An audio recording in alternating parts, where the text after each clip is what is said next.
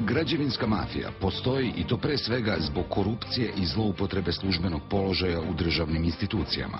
Mnogobrojni mehanizmi funkcionisanja ovog sistema u kojem su isprepletani državni službenici sa investitorima, projektantima, advokatima, uz previše komplikovane birokratske procedure i veliki broj dokumenata, nastajali su tokom godina i vremenom postajali sve čvršći. Evo kažem zašto. Evo pogledajte interese sa staništa tih ljudi koji ako su u nekom novcu. A zašto bi prijavio jedan druga kad se izrađuje to? Zbog čega je teško, da kažemo, utvrditi uopšte korupciju, a kamoli u građevinarstvu? To što imate poklapanje interesa.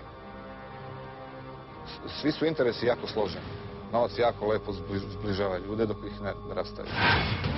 2009. godine u 7 epizoda emisije Insider pod nazivom Službena zloupotreba otkriveni su svi mehanizmi funkcionisanja sistema u kojem je ceo sektor izgradnje, zahvaljujući korupciji i zloupotrebama u nadležnim institucijama, postao u suštini osnov za organizovanje građevinske mafije.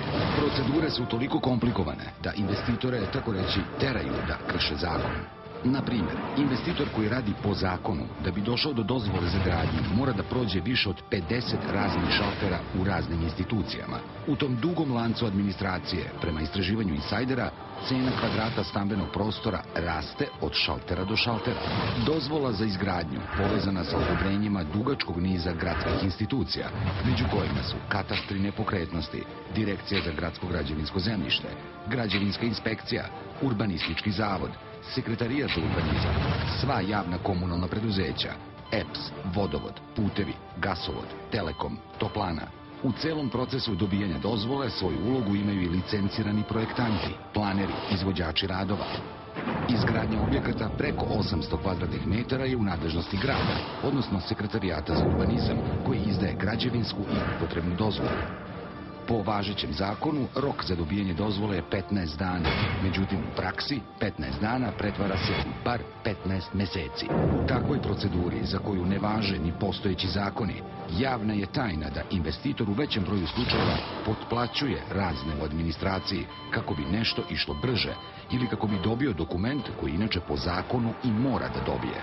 U takvom sistemu na kraju su najviše oštećeni građani kojima i pored zakona niko ne može da garantuje da će se useliti u stan koji su platili ili da će taj stan stvarno na kraju uknjižbom i biti njihov.